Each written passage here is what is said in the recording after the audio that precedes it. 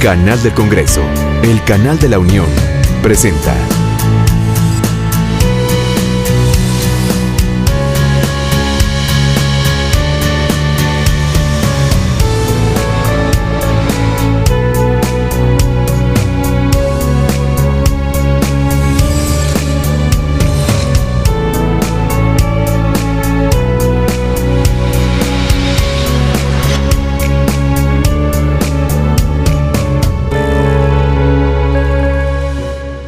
Ustedes bienvenidos una vez más a este foro.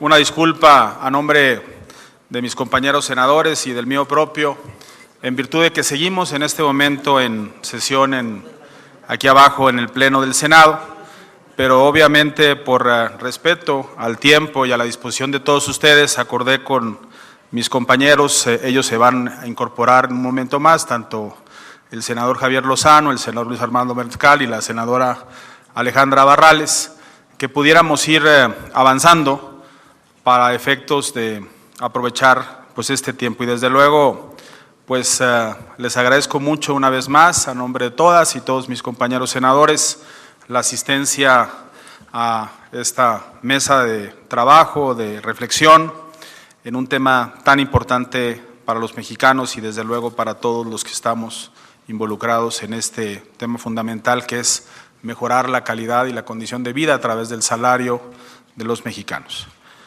Quiero agradecer una vez más la presencia de las autoridades del Distrito Federal, a nuestros amigos el señor secretario Salomón Chertorisco, la secretaria y paisana Patricia Mercado, ella es sonorense pero la tenemos prestada aquí en el Distrito Federal, del señor subsecretario del Trabajo, del señor presidente de la Comisión Nacional de Salarios Mínimos, del señor representante de la OIT, nuestro amigo Tomás, y desde luego de varias representaciones del sector obrero del país. Vamos a pedir en primer lugar la exposición de…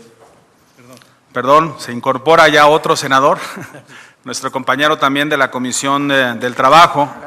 No, sí, vamos a hablar. El senador Armando Neira, como ustedes bien visto, bien reconocido por todos nosotros. Y bueno, si no tiene inconveniente, iniciaríamos con la primera exposición en representación del Congreso del Trabajo del licenciado Ramón Humberto Ojeda Silva. Tiene la palabra su representante, el licenciado Jorge Eduardo Martín del Campo Azpeitia. Bienvenido y a la orden.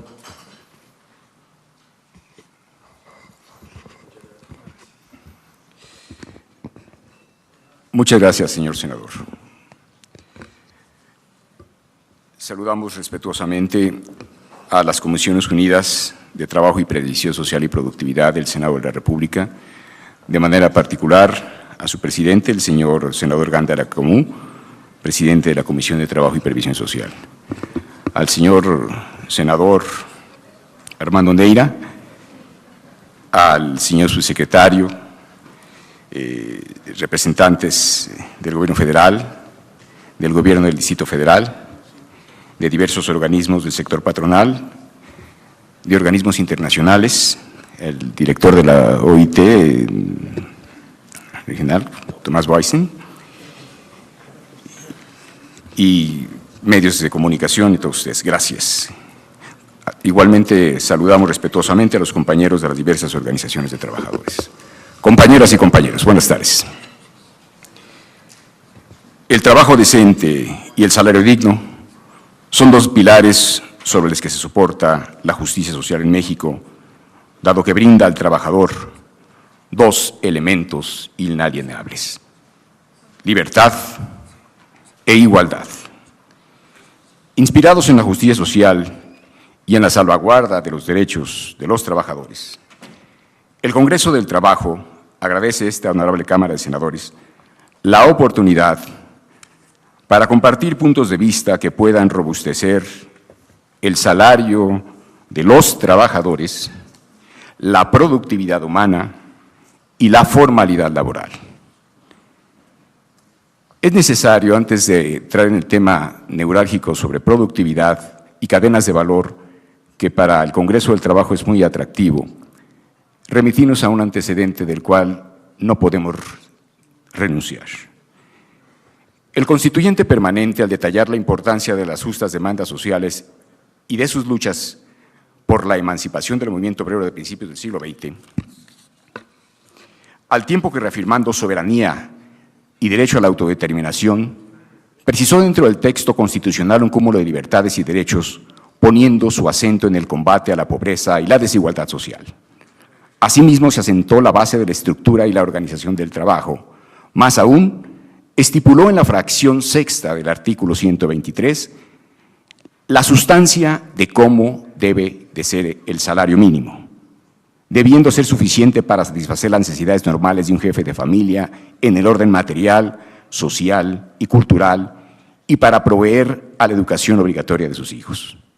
Por tanto, en un Estado social de derecho innovador, que asume la importancia del trabajo como fenómeno social enmarcado en el tripartismo y el diálogo social, incorpora en el artículo 90 de la Ley Federal de Trabajo el imperativo nuclear del deber ser del salario, estipulando que el sujeto humano de la protección del derecho del trabajo es precisamente el trabajador asalariado. En otros términos, trabajo y salario para ser humano, no para entes que den cuerpo a una máquina. Por tanto, se valoró, como hoy en día se valora, de utilidad social el establecimiento de instituciones y medidas que protejan la capacidad adquisitiva del salario y faciliten el acceso de los trabajadores a la obtención de satisfactores. Así, de forma humanista y audaz, se reafirma en nuestro marco constitucional vigente que el haber dejado monolíticamente ligado al trabajo con el salario, por una jornada máxima de 8 horas, le procurara al trabajador dignidad y justicia.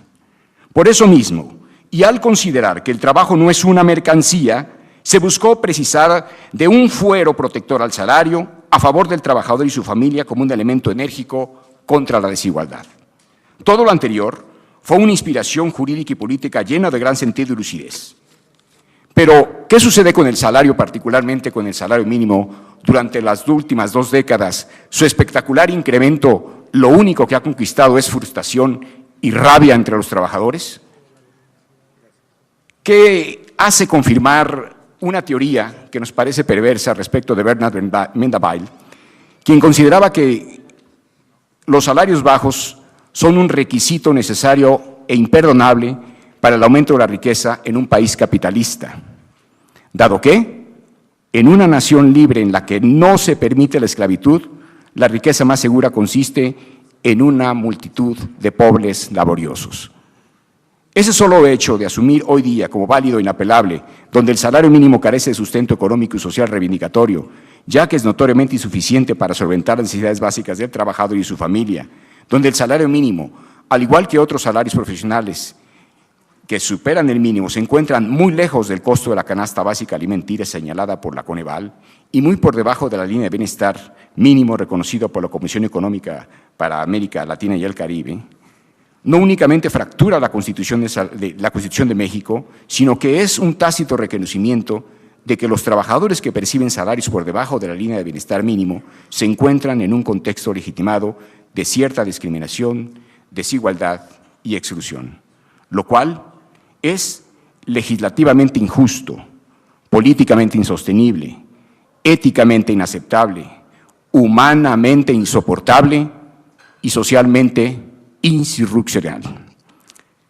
A los trabajadores nos abruma que el salario mínimo, una institución que costó mucho dolor al país, de la que México fue pionero internacionalmente en su adopción, haya transfigurado ese insigne propósito y hoy sea un reactor para estandarizar prácticamente pobres y tener sumido a millones de trabajadores en un nivel de poco desarrollo.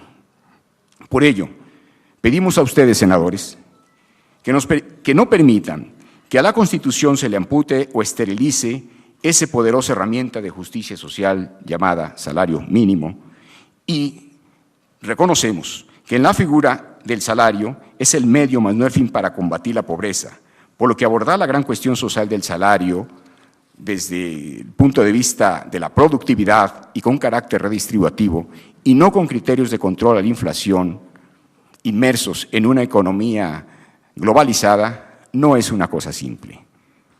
Entendemos que el tema de pobreza resalta y comprendemos que la pobreza no es estática, ya que puede verse como un conjunto de carencias, la falta de capacidades de un individuo para lograr sus funciones, la restricción de derechos sociales o la insatisfacción de necesidades básicas como una canasta de consumo básico. Pero estos tres grandes diques tienen como resguardo en México a la Constitución, el trabajo y el salario, por lo que reconocemos que este complejo fenómeno de pobreza y desigualdad que lacera la productividad de nuestro país es vigorosamente estimulado en base a una injusta e inequitativa distribución de la renta, la baja competitividad del país, la ultraflexibilidad laboral y lo efímero de los empleos.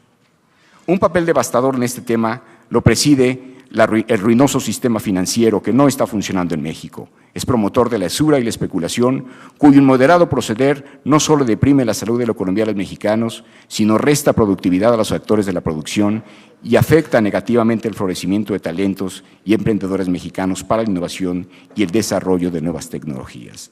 Resultado del anterior, tenemos empresas que no son lo suficientemente competitivas, empleos de mala calidad y salarios precarios.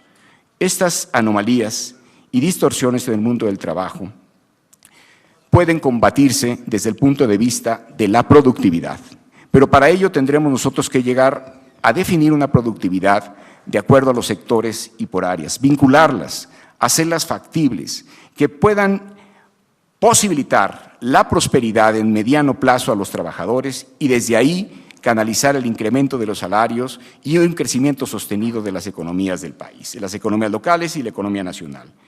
Creemos nosotros, por tanto, que es importante la redistribución integral del salario y, desde luego, empoderar el poder adquisitivo de los trabajadores, donde el poder se traduzca en mayor bienestar para las familias de los mexicanos.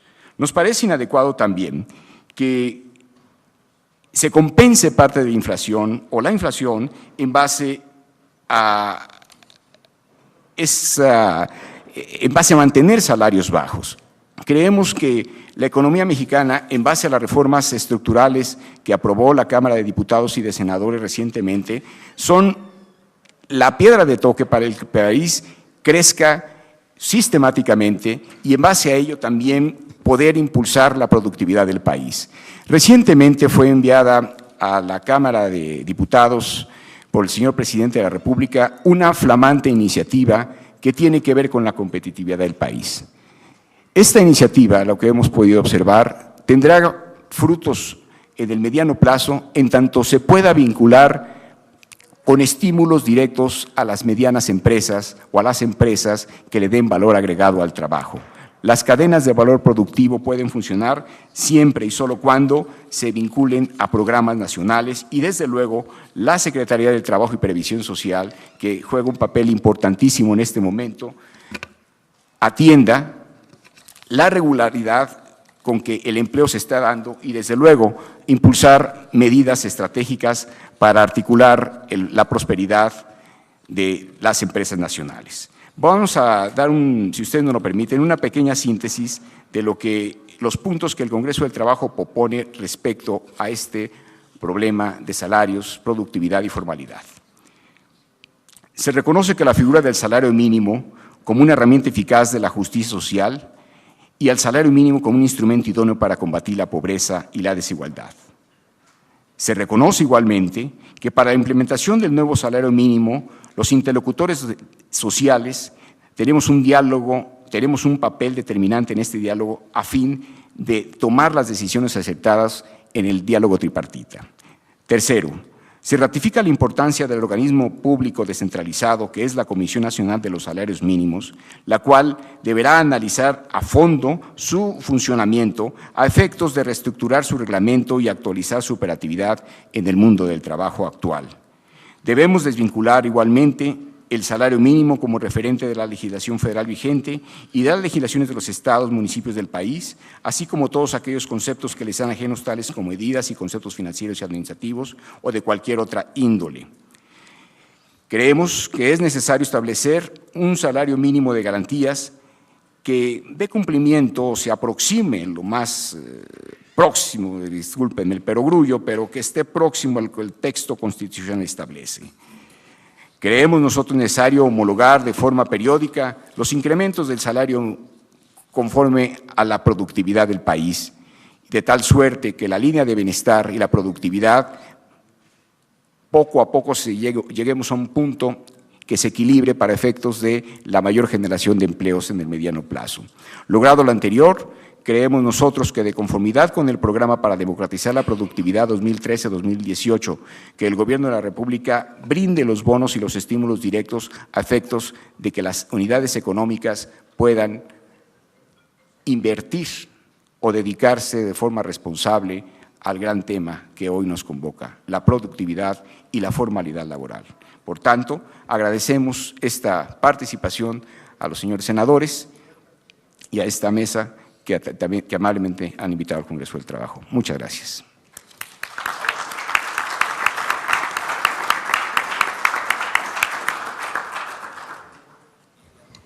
Muchas gracias, licenciado Jorge Eduardo Martín del Campo, representante del Congreso del Trabajo.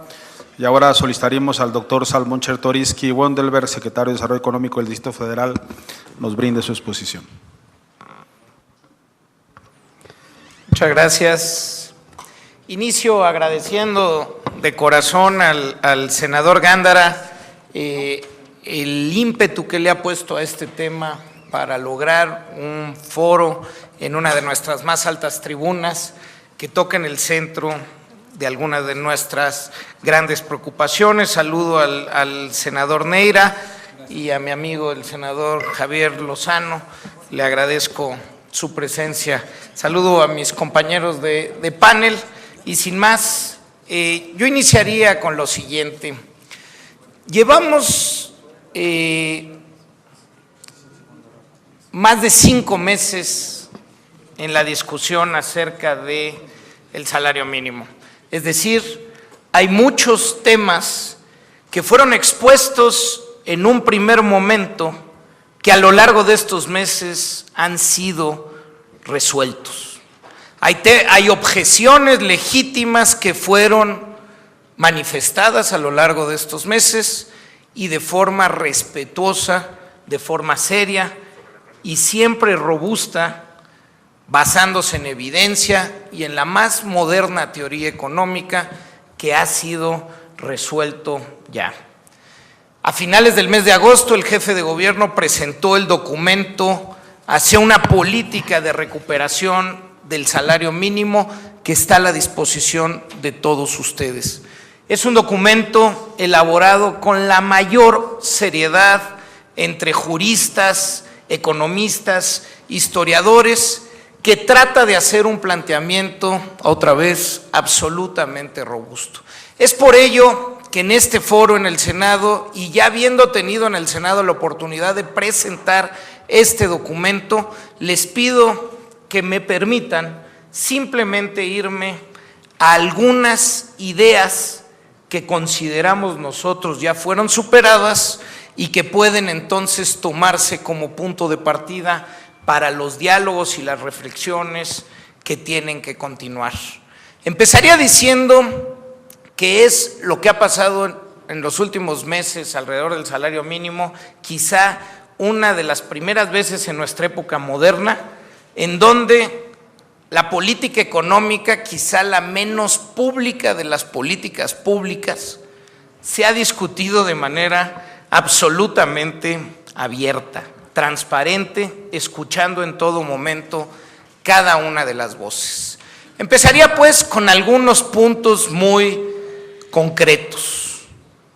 Salario de mercado o salario por decreto. Uno de los primeros temas inmediatos al sugerir el buscar incrementos al salario mínimo fue: no se puede incrementar el salario por decreto. Pues déjenme decirles que hoy el salario mínimo se determina por decreto. El presidente de la Comisión Nacional de Salario Mínimo, después de hacer los estudios pertinentes, publican en la Gaceta, en el Diario Oficial de la Federación, publican cuál va a ser el salario mínimo. Puede llevar si quiere póngale un sinónimo, pero se decide cuál va a ser el salario mínimo de manera tripartita, lo que sea, pero se decide cuál es el salario mínimo. En esa decisión de salario mínimo hay que reconocer también, y creo que es otro punto de convergencia entre las diferentes voces y los diferentes actores, reitero, de todos aquellos que han participado en el debate, y es que el salario mínimo ha perdido 75% de su poder adquisitivo del punto más alto en el que se encontró en 1976 a la fecha. Es decir, un mexicano que percibía el salario mínimo en el año, al finales de los 80, podía comprar 4 veces más productos que un mexicano que percibe en el 2014 el salario mínimo. Creo que todos hemos reconocido eso hasta el momento.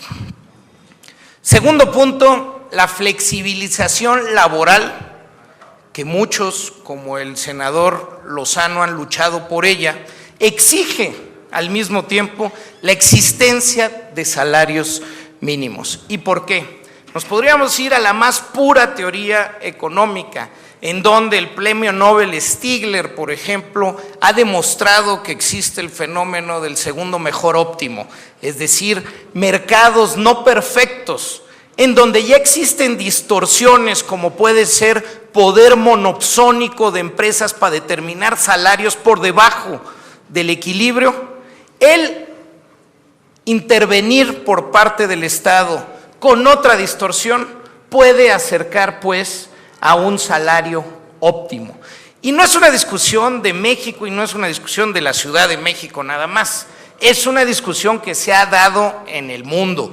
Podríamos poner muchos ejemplos, el caso de Inglaterra en el año 98, cuando se discutió de manera muy fuerte sí o no imponer salarios mínimos a través de una comisión de salarios mínimos en Inglaterra, y la ortodoxia estuvo muy en contra en ese momento.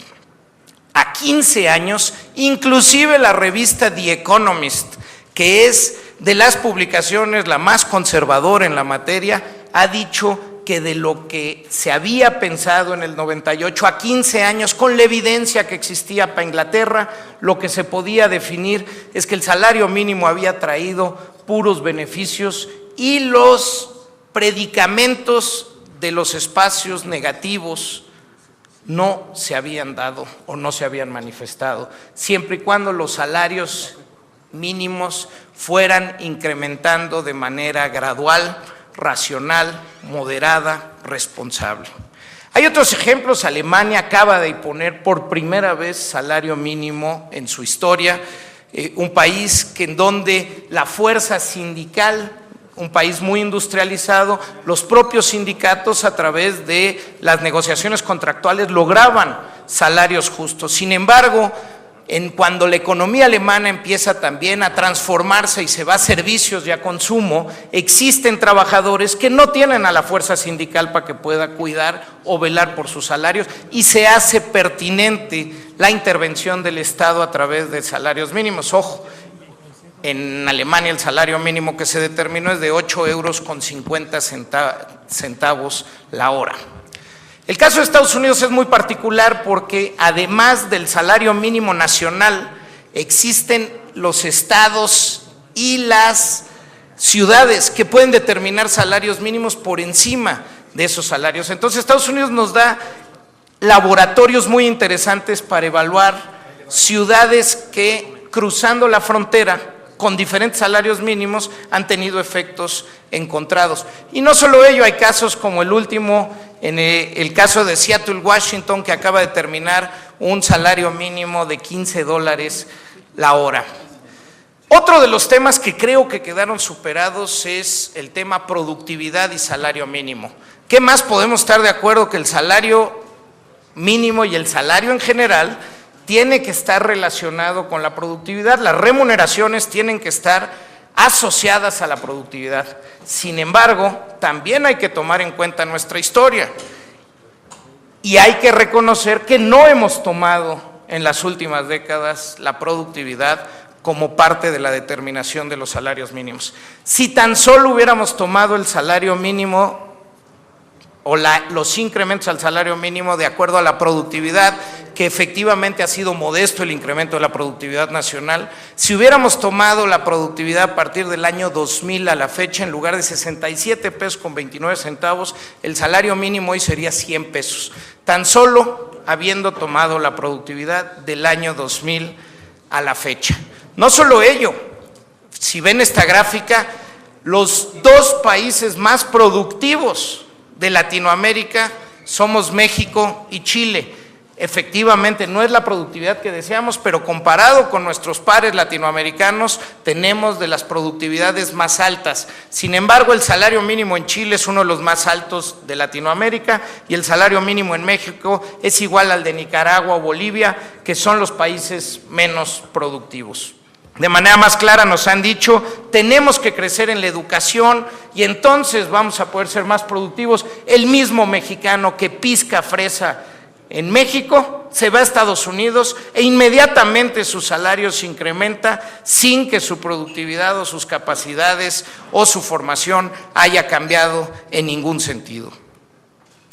Tenemos además, y cirniéndome a los preceptos de este foro, un caso muy peculiar. Cuando discutimos el tema informalidad, o formalidad, creo que ahí lo que tenemos es la causalidad perdida y es lo que hemos encontrado en estos meses. Es decir, mejores salarios representan un mayor incentivo a la formalidad y no mayores salarios despiden gente.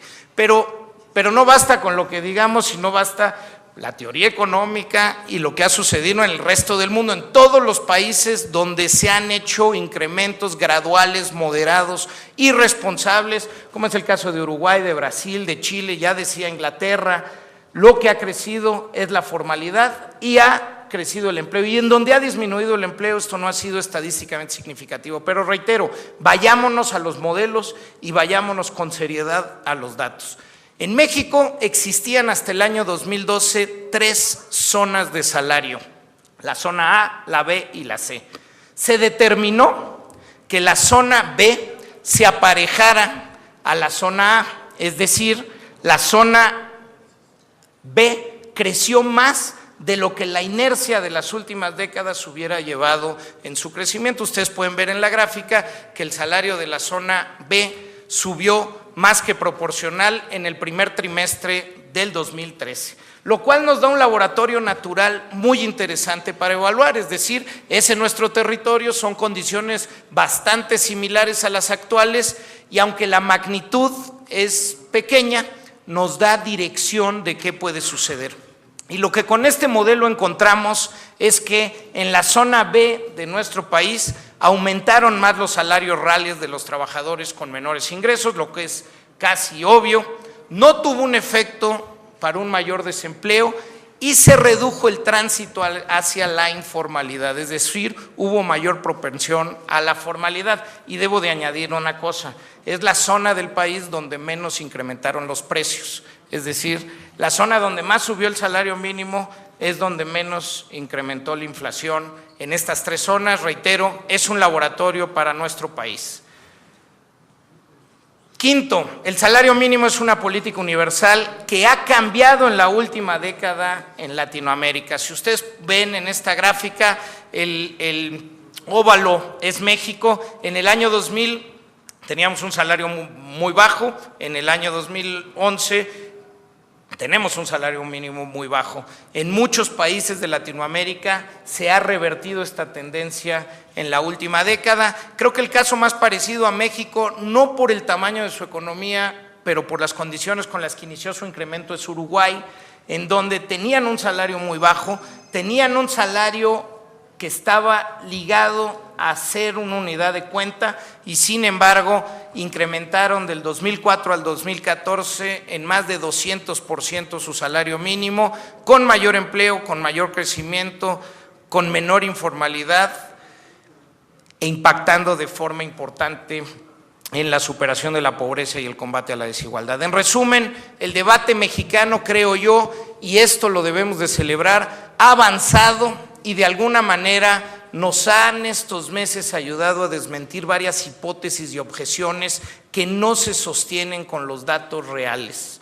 La teoría económica, la evidencia empírica del mundo y lo que tenemos y hemos podido estudiar para el país con modelos de laboratorio, pero también con modelajes para saber incremento en precios y otros temas, nos sostienen que es factible una política de recuperación de salario mínimo que es eficiente, que es equitativa y que si se hace de manera gradual, con moderación, tomando en todo momento en cuenta las variables que nos dan la estabilidad macroeconómica y que tanto trabajo nos ha costado. Y si esto se va modulando de buena manera, estamos convencidos que podemos revertir uno de los grandes problemas que tiene nuestro país. En esta gráfica, tengo dos gráficas para terminar. Primero, estamos en un mínimo histórico de masa salarial. Es decir, del total de la riqueza de nuestro país, lo que se va a ganancias de capital y lo que se va a masa salarial, estamos en el menor histórico con 26%. En los países desarrollados esto es completamente inverso, es decir, la mayor proporción de la riqueza se va al trabajador, se va a la masa salarial y una parte decente a la ganancia en capital. En México estamos en un mínimo. Esta, una de las razones por las cuales estamos en un momento tan delicado en términos de la desigualdad en nuestro país. Por otro lado y por último, la propuesta de Miguel Ángel Mancera.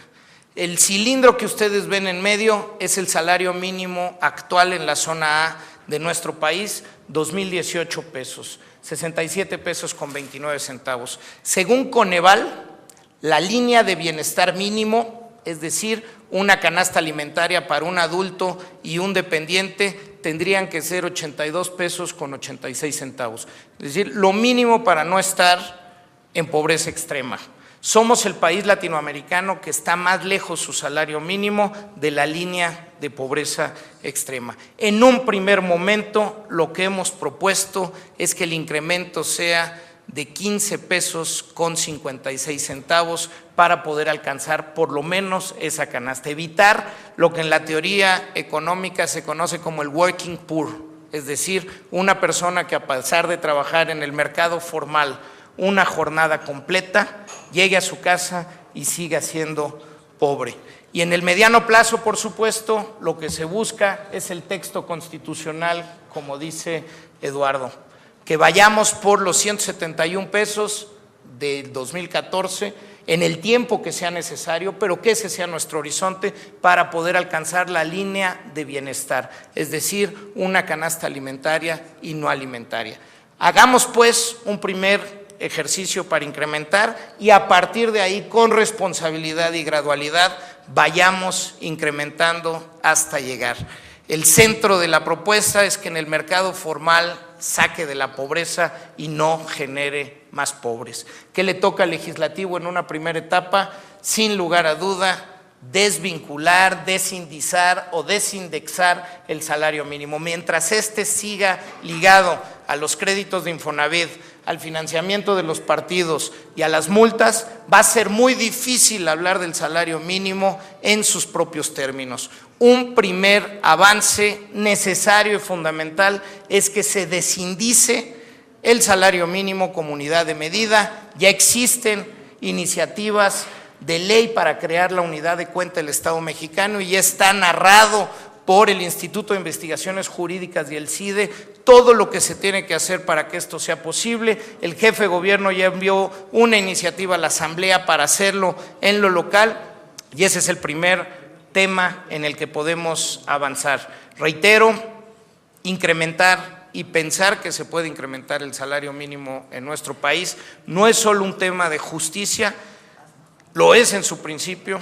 es un tema eficiente en términos económicos, es fomentar y fortalecer el mercado interno, es combatir la pobreza, es combatir la desigualdad, es al final de cuentas acercarnos en un pedacito, no es varita mágica, es acercarnos un poquito más en el país que queremos ser. Muchas gracias.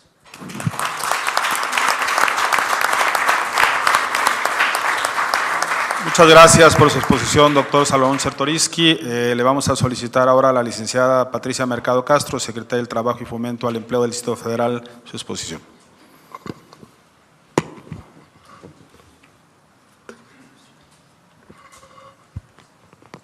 Buenas tardes. Pues muchas gracias. Felicito por la realización al Senado de la República de este foro. Saludo a quienes me acompañan en esta mesa y decir primero que me parece muy importante que sea la Comisión de Trabajo y Previsión Social del Senado el que se ponga al frente a organizar este foro, porque creo que tenemos que ubicar esta discusión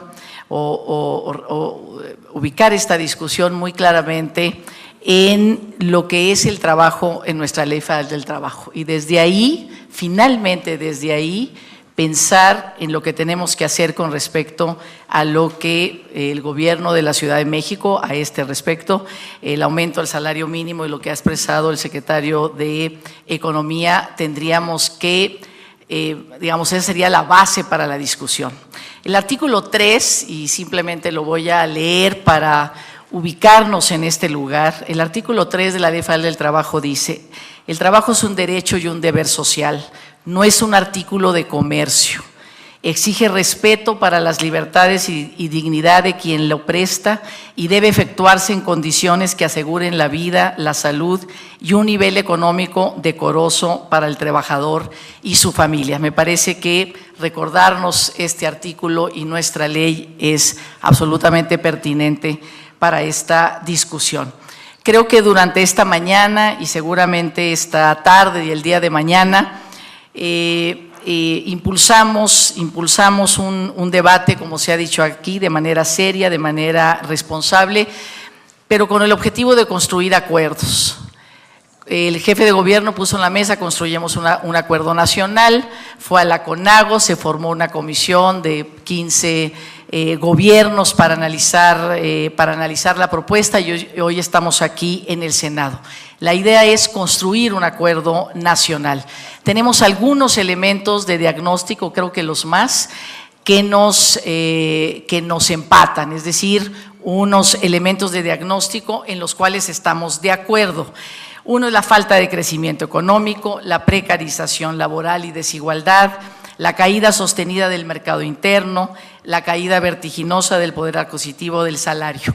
Creo que esto es la base del acuerdo, de la situación. Los datos hablan, los análisis y el conocimiento también nos lo han puesto de manera muy clara. Y creo que este foro y los actores, mujeres y hombres que se han expresado y que representan instituciones sindicales, empresariales, instituciones políticas y por supuesto el Senado de la República, sus palabras y sus compromisos que hemos oído por la mañana y que oiremos estos 2 días, sin duda pueden mover montañas y seguro también mover voluntades.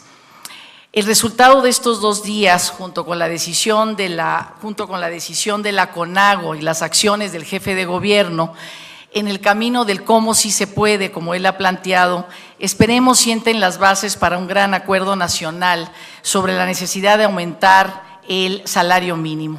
Necesitamos apegarnos al mandato constitucional para garantizar una vida digna a la población trabajadora y sus familias. Finalmente estamos en eso, no estamos ni inventando el hilo negro, no estamos construyendo una nueva política laboral, simplemente tratando de que esos postulados constitucionales y la Ley Federal del Trabajo sea respetada en nuestro país.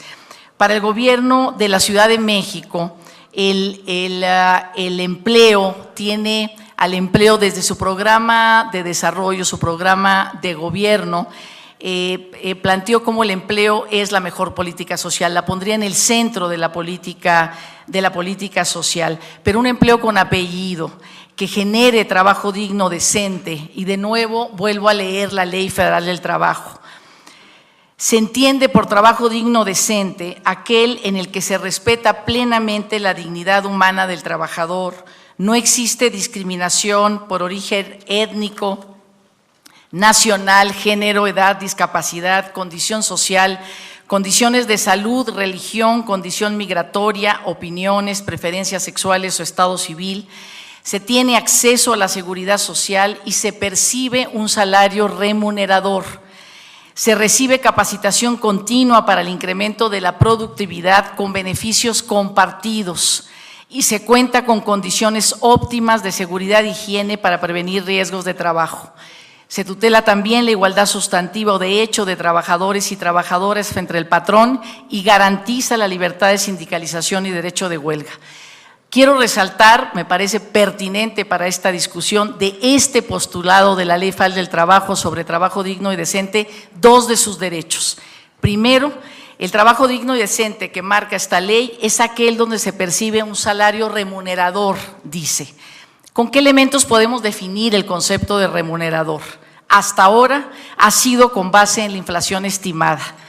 Sin embargo, hoy tenemos una institución del Estado mexicano confiable, seria y pertinente, como es el Consejo Nacional de Evaluación de la Política de Desarrollo Social, Coneval. Es ahí donde se definen los parámetros para que las personas y las familias puedan salir de la pobreza. Nuestra economía se distingue por generar pobreza laboral.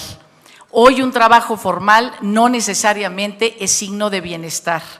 El ingreso se ha deteriorado y tenemos una sociedad muy desigual. Es decir, puede haber trabajo formal con seguridad social y sin embargo puede ser un trabajo precario que arroje pobreza laboral y no bienestar. Instituciones como el Banco Mundial y la CEPAL pronostican, y esto me parece muy importante atenderlo, que México sin duda tendrá un crecimiento económico en los próximos años por encima de los demás países latinoamericanos, pero al mismo tiempo advierten que hay que tener cuidado, pues este crecimiento económico puede no traer igualdad, sino por el contrario, profundizar las desigualdades. ¿A través de qué políticas podemos beneficiar a las mayorías de este eventual crecimiento? La respuesta para nosotros, para el gobierno de la ciudad, sería a través de mejorar los salarios de los trabajadores y la distribución de los beneficios del aumento de la productividad. Y ahí me conecto al otro derecho de este gran postulado sobre el trabajo digno y decente. Dice, se recibe capacitación continua para el incremento de la productividad con beneficios compartidos. Es decir, decimos sí al aumento de la productividad, el gobierno de la ciudad le apuesta a una inversión empresarial dinámica y competitiva, pero esta debe asegurar el desarrollo de una productividad social, es decir, que los beneficios deben distribuirse, deben ser beneficios compartidos, como dice la ley.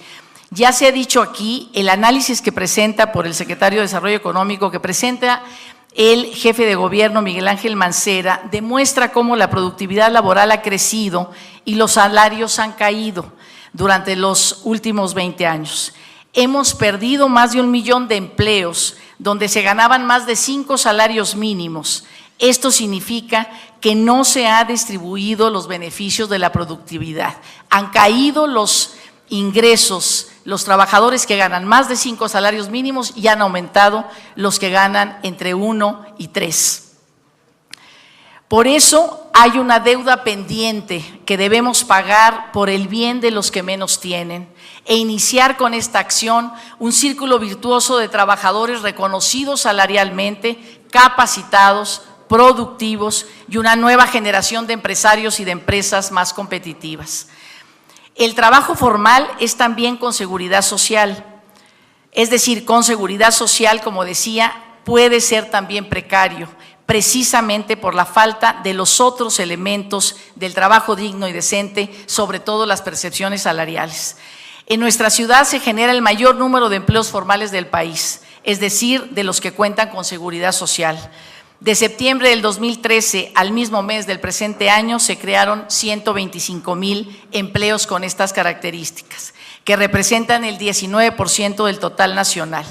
Igualmente contamos con el 18% del total de empleos formales con seguridad social, aproximadamente 3 millones. Sin embargo, el reto es que estos empleos generen trabajo digno y decente en toda la magnitud del precepto constitucional. Para el gobierno de la ciudad no hay un factor primario y después el otro por añadidura, es decir, No es primero productividad, después salarios, primero salarios, después productividad. En este momento es el aumento del salario mínimo, empezando por los que menos ganan, y seguir con productividad y por supuesto con competitividad. Es decir, en este momento sí apostamos a un factor primario de aumento del salario mínimo de estos 7 millones de trabajadores que lo ganan. Por supuesto, hay claridad que el aumento del salario mínimo no puede ni debe darse como única medida para mejorar el nivel de vida de la población ni para dinamizar la economía, sino que forma parte de un paquete que apunta a redirigir las políticas públicas, haciendo que la economía sirva a la gente y no al revés. De los 29 millones de personas con empleo informal en el país, menos de la mitad de ellos, más o menos 14 millones, trabajan en el sector informal propiamente dicho. El resto son empleadas y empleados domésticos remunerados, aproximadamente 2 millones. Aproximadamente 2 millones. Trabajadores en el sector agropecuario, 6 millones, y en empresas formales y gobiernos e instituciones públicas, 7 millones. En esto último, el jefe de gobierno tomó una primera medida para formalizar a 40,000 trabajadores que tienen plazas eventuales y de honorarios. Ha sido consecuente con ese otro aspecto del trabajo digno decente, haciendo una acción afirmativa también, pues en enero entrarán a esta formalización 27,000 mujeres y los 13,000 hombres en marzo. Gutiérrez Candiani en la mañana decía que el gobierno tendría que empezar dando el ejemplo, que teníamos una informalidad adentro muy fuerte, y creo que hay que reconocerla. Tanto el gobierno federal, aproximadamente 400,000 trabajadores, como los gobiernos locales. Sí tenemos que formalizar a estos trabajadores y enseñar con el ejemplo, por supuesto, a las empresas para que no exista de alguna manera, revire del sector empresarial con toda la razón. Empiecen ustedes primero y entonces nos pondrán a decir nosotros que lo hagamos, y creo que el gobierno de la ciudad estamos empezando, porque en este camino, por supuesto que lo podemos hacer. El aumento del salario mínimo es un mensaje poderoso para abandonar la informalidad, ya lo decía el secretario de Desarrollo Económico. El bajo salario sigue dañando la participación de las y los trabajadores en el ingreso nacional. Menos de la tercera parte del Producto Nacional pertenece a los salarios. La relación exactamente inversa a la de los países desarrollados. Esto hace que México, de entre todas las economías importantes, sea la más desigual. Por ello, el aumento significativo al salario en la economía formal es un poderoso mensaje para abandonar la economía formal. Las familias informal. Las familias están haciendo grandes esfuerzos para que sus hijas e hijos logren una formación media profesional o profesional. Necesitamos, como parte de este acuerdo nacional, y subrayo, el Senado de la República puede ser la punta de lanza, necesitamos un compromiso para aumentar la productividad a partir del fortalecimiento de las competencias laborales, de la inversión de capital, de la investigación científica y tecnológica, así como un trabajo arduo y sostenido contra la informalidad laboral, económica y sobre todo la precarización del trabajo. El bajo ingreso de quienes trabajan de manera remunerada es origen fundamental de la destrucción del mercado interno que hemos vivido durante más de 30 años. Sin embargo, ahora como inicio vamos a concentrarnos en las y los que reciben salario mínimo, porque es un primer paso en la ruta de la recuperación del poder adquisitivo. Salario mínimo como una llave, aumento del salario mínimo como una llave para la reconstrucción del mercado interno. Este foro es importante porque el tema debe ser una discusión nacional, no puede quedar circunscrita a una mesa tripartita, aunque sean muy importantes y fundamentales como la que ofrece la Comisión Nacional de Salarios Mínimos, y la comisión que don Basilio nos informará empezará a trabajar ya en 2 días sobre una ruta de recuperación del salario mínimo para los próximos 6 meses. Sin embargo, creo que el Senado está poniendo en la mesa la posibilidad de que todos los actores académicos, organizaciones sociales, civiles, gobiernos puedan ser parte de este gran acuerdo que, por supuesto, finalmente será la Comisión Nacional de Salarios Mínimos la que tome la última palabra, por lo menos mientras no nos decidamos a cambiar esa política, ese instrumento. El jefe de gobierno ha propuesto fortalecerlo, pero con mayor representatividad y con mayor autonomía. Termino. El jefe de gobierno ha propuesto esta discusión y ha sido congruente a partir del 1 de mayo al generar un diálogo social robusto, plural y diverso.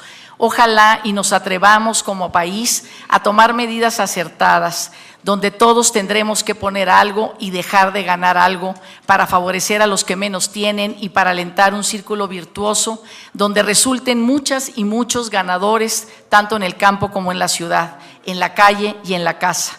Vamos a construir un acuerdo para disminuir la desigualdad en el corto plazo. No tenemos mucho tiempo. La gente, sobre todo las y los jóvenes, reclaman con toda razón un mayor bienestar. Muchas gracias.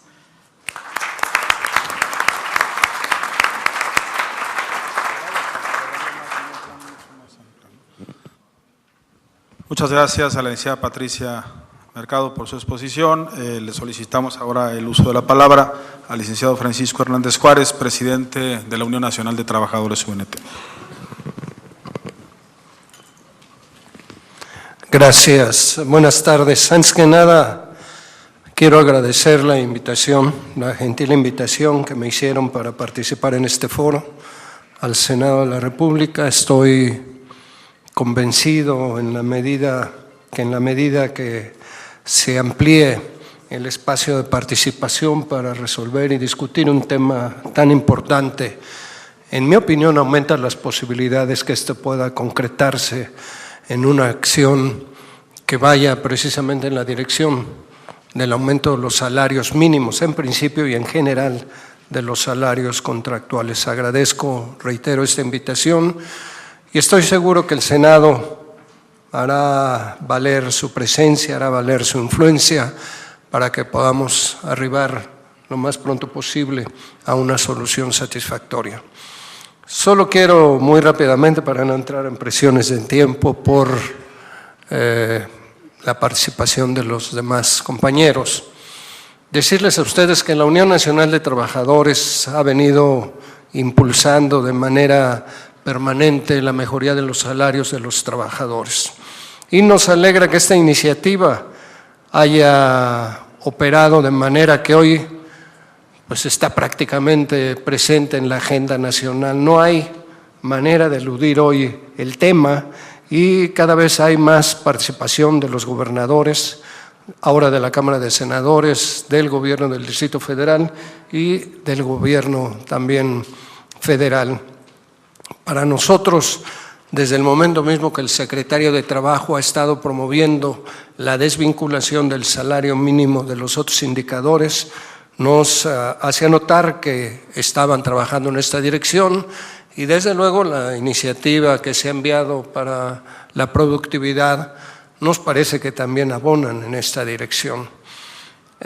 Ahora que tuvimos oportunidad de estar en un evento el 1 de mayo con el jefe del Gobierno del Distrito Federal, nos hizo este planteamiento de impulsar este proyecto para incentivar los salarios mínimos. Quiero decirles, con todo respeto, se lo he dicho inclusive directamente a él, que yo pensaba que siendo el 1 de mayo, este iba a ser pues una propuesta que tuviera que ver solo con el día, como un tema que obviamente nos iba a interesar y que tenía que ver con la conmemoración de este Día de los Trabajadores.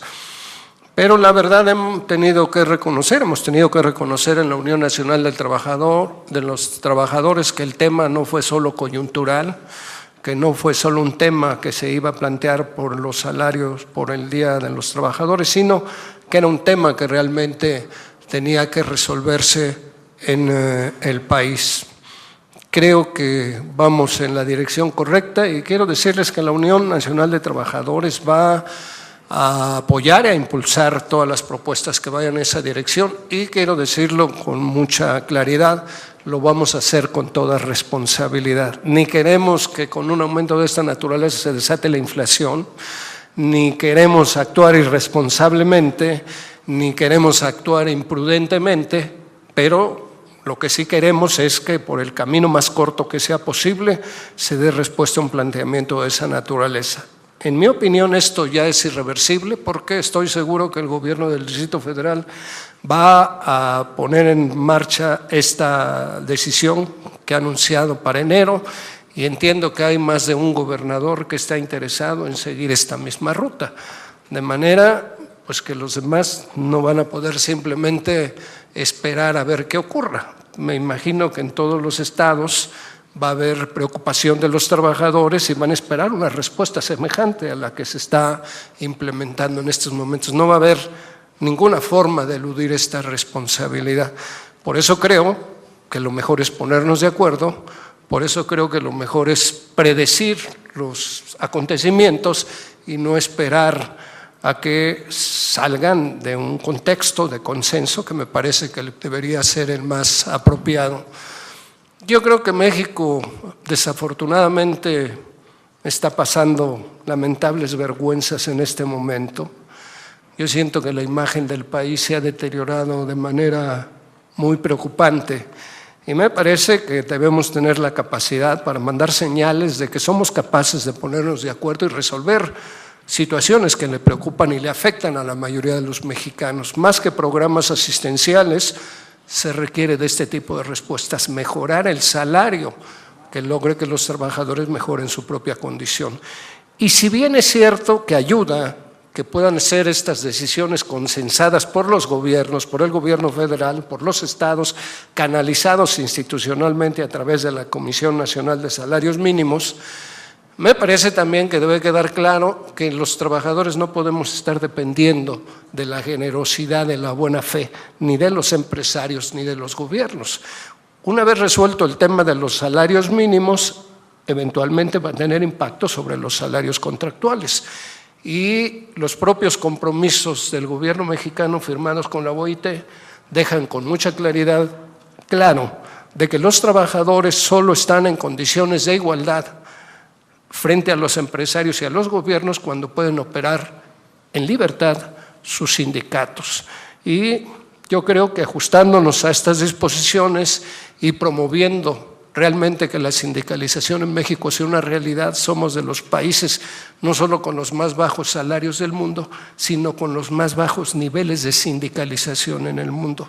En México solo 1 de cada 100 trabajadores está sindicalizado, y el 85% de los que están sindicalizados son contratos de protección patronal, contratos que sirven a los patrones, contratos que les sirven al gobierno y que no les sirven a los trabajadores. México mal va a poder ser un país que arribe a niveles de democratización mejores si el mundo del trabajo vive en el pasado con estructuras que sirvieron para otras cosas, pero no para favorecer la mejoría de los trabajadores. Por eso me parece que vale la pena felicitar al Senado por esta iniciativa, y desde luego puede contar con todo el respaldo de la ONT para seguir en esta propuesta.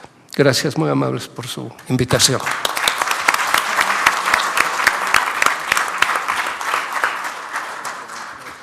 Muchas gracias al licenciado Francisco Hernández Juárez por sus palabras. Le solicitamos el uso de la palabra al compañero senador Armando Neira, dirigente obrero y desde luego miembro de esta Comisión del Trabajo.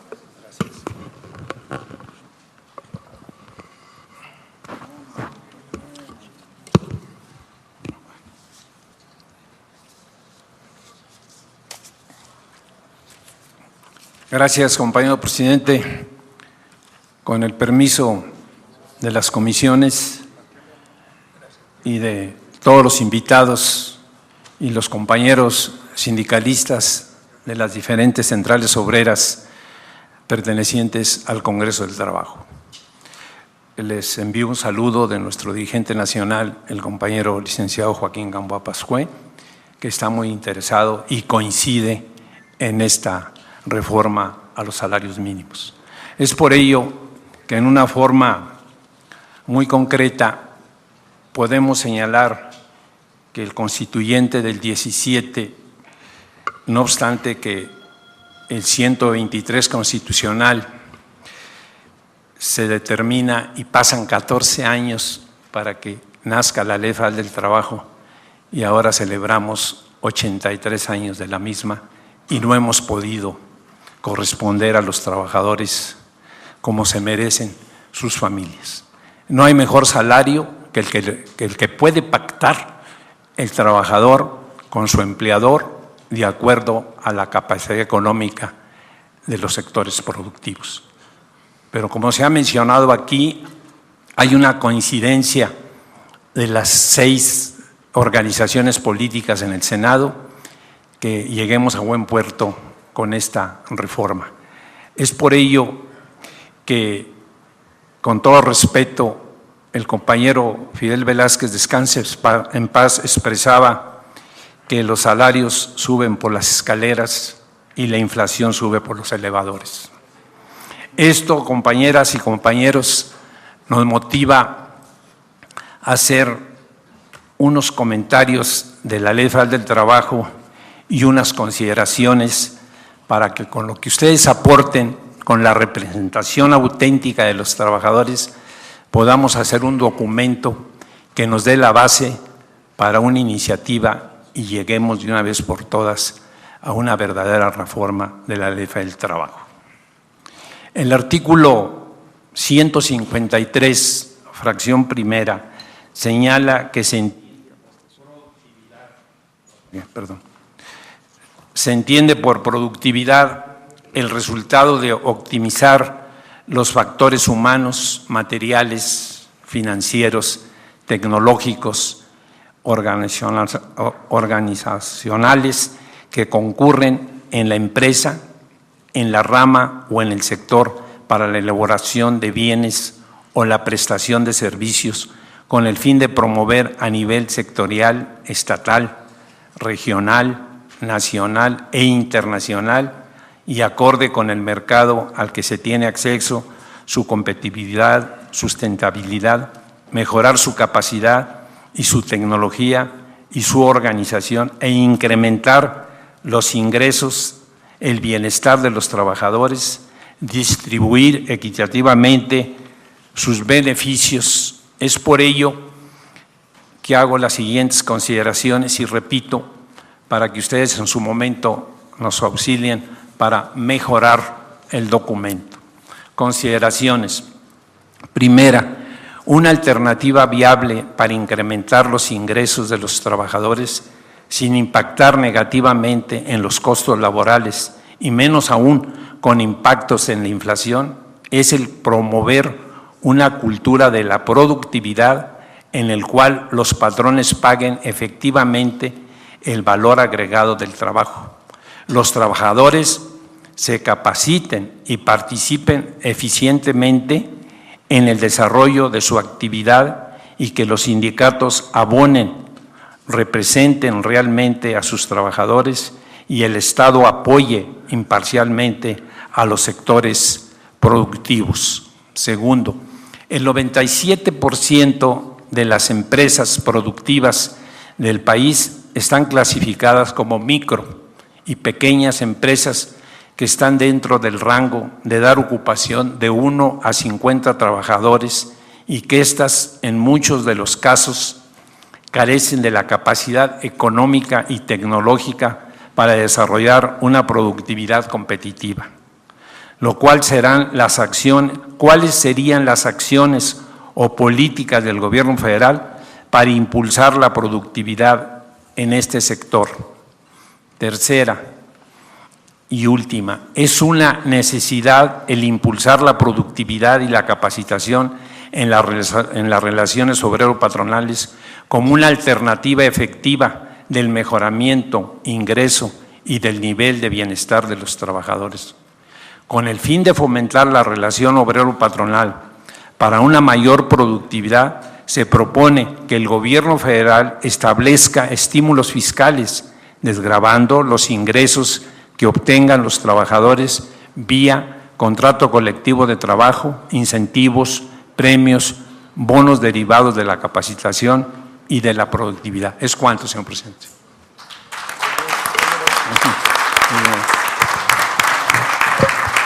Muchas gracias al senador y compañero Armando Leiva. Ahora tiene la palabra nuestro compañero senador Javier Lozano Alarcón, secretario e integrante de esta Comisión del Trabajo. Gracias, presidente.